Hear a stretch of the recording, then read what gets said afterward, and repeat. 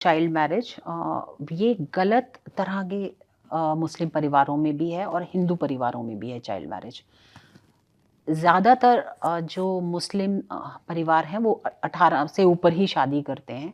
जबकि अगर हिंदूज़ में देखो तो कुछ ऐसे एरियाज़ हैं जहाँ पे चाइल्ड मैरिज है।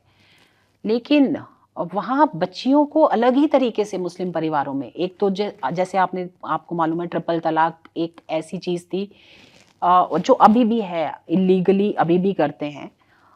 जिसमें लड़की की तो कोई कहना मतलब कुछ है ही नहीं। आप फ़ोन पे भी कह सकते हो तलाक, तलाक, तलाक और वो नहीं आ सकती घर और बच्चा भी नहीं ले सकती। आपका कोई प्रॉपर्टी नहीं मिलेगी, आपका कुछ नहीं मिलेगा, आप जब मर्ज़ी निकाल सकते हो। आप 4 शादियाँ कर सकते हो, एक के बाद एक के बाद एक और लड़की पे क्या बीत रही है आपको कुछ नहीं।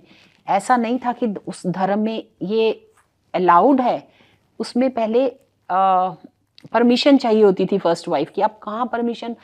तो ये जो उस धर्म के भी कुछ ठेकेदार हैं जिनको मुल्लाज़ बोलते हैं, वो उन लोगों ने अपने तरीके से उस धर्म को टेढ़ा-मेढ़ा कर दिया और उस वो धर्म सालों-साल फिर वही चलता आया कि ट्रिपल तलाक आप कर सकते हो या लड़कियों को पढ़ाना मना है। लड़कियाँ आप देखो कि मुस्लिम परिवारों की लड़कियाँ पढ़ी-लिखी नहीं होती हैं, आज भी नहीं पढ़ी-लिखी हैं।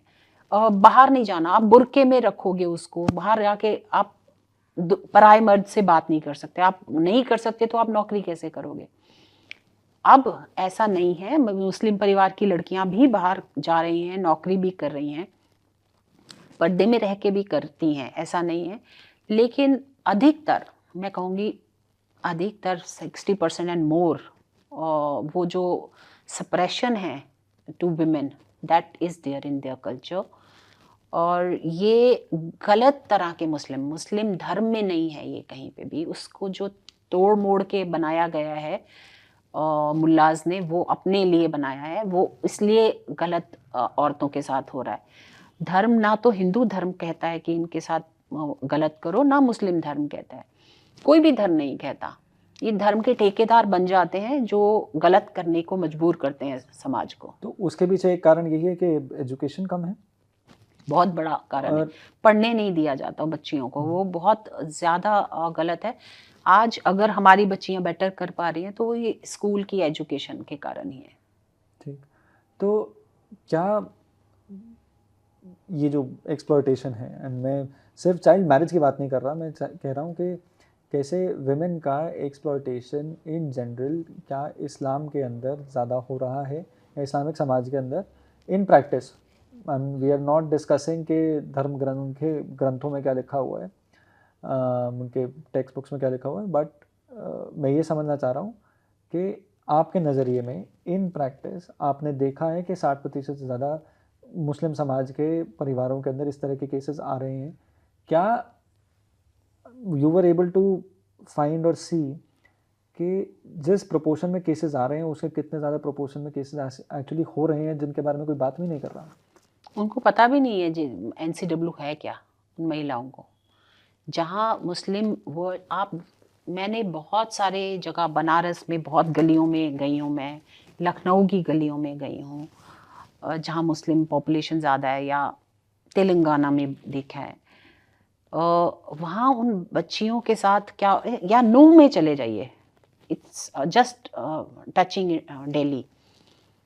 वहाँ आप एक बार देखिए 7 है वहाँ उनका एचबी 6 है एचबी 6 बच्चे पैदा कर रही हैं 7 बच्चे पैदा कर रही हैं उस एचबी में 6 और 7 एचबी में।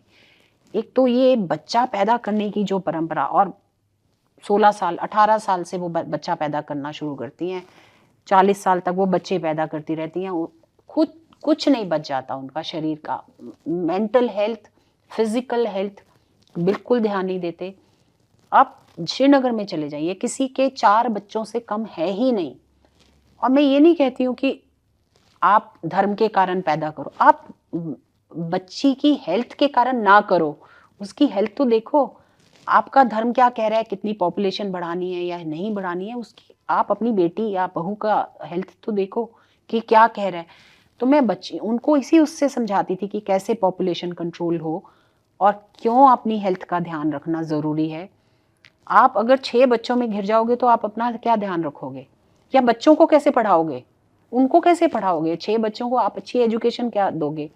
वो ठीक है कि राशन फ्री गवर्नमेंट दे रही है तो खिला दोगे, लेकिन एजुकेशन क्या होगा? फिर हाथ का ही काम सिखाओगे और उसी में फिर वो गरीबी गरीबी और उसका ध्यान नहीं दे रहे। नूह में तो आपको फैसिलिटीज नहीं मिलेंगी घर में। इनफैक्ट मैंने पीछे एक न्यूज़ आइटम था जिसमें बच्चियों को आप एचबी बढ़ाने के लिए स्कूल्स में गोलियां दे रहे थे खिलाने के लिए, आयरन टेबलेट्स। और वहाँ ये फैला दिया गया कि ये पॉपुलेशन कंट्रोल के लिए बच्चों को और उन्होंने मना कर दिया आयरन टेबलेट खाने से। तो एडमिनिस्ट्रेशन को बहुत लड़ाई लड़नी पड़ी इसमें कि आयरन टेबलेट्स हैं, ये कुछ नहीं है इसमें। तो आप गलत अफवाहें फैलाकर बच्चियों को मिसयूज करके वहाँ पे मुझे नहीं लगता कि 4 वाइफ्स करना कोई है। 4 छोटी छोटी बच्चियां, एक हस्बैंड और बुढ़ा हस्बैंड। तेलंगाना में लड़कियां बेची जा रही हैं, बाहर की कंट्रीज में बेची जा रही हैं, बुड्ढों को बाहर से आते हैं और सबको पता है ये हो रहा है, एवरीबडी नोज, लेकिन कुछ होता नहीं है उसके लिए। टाउट्स बैठे हैं बीच में। इसके ऊपर हमने बहुत बड़ा प्रोग्राम भी किया था, वहाँ पे अवेयरनेस के लिए भी किया था, पुलिस से भी लिया था, इंक्वायरी भी कराई थी। एक XIS officer, first male member था NCW का, ही went himself to inquire into this matter.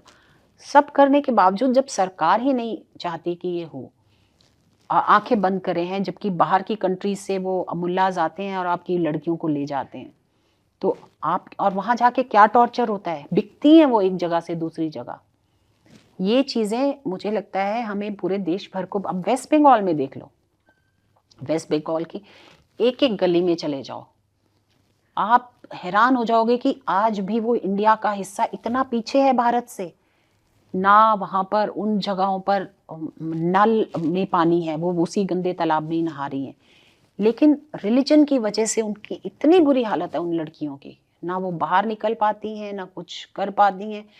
एक मुझे लगता है वेस्ट बंगाल हो गया, तेलंगाना हो गया, कुछ और एरियाज, केरला की लड़कियां फिर भी पढ़ी लिखी हैं, वहाँ मुस्लिम्स हैं लेकिन पढ़ी लिखी मुस्लिम्स हैं। कुछ ये एरियाज में कुछ इंटीरियर्स ऑफ बनारस है या लखनऊ है, वहाँ देखिए। तो जहाँ पे ये गेटोइजेशन हो रहा है इस्लामिक कल्चर में, वहाँ पर औरतों का इस्तेमाल सिर्फ वो चाइल्ड बेयरिंग सेक्स ऑब्जेक्ट और मशीन, मतलब बच्चे मशीन है, चाइल्ड बेयरिंग मशीन्स है।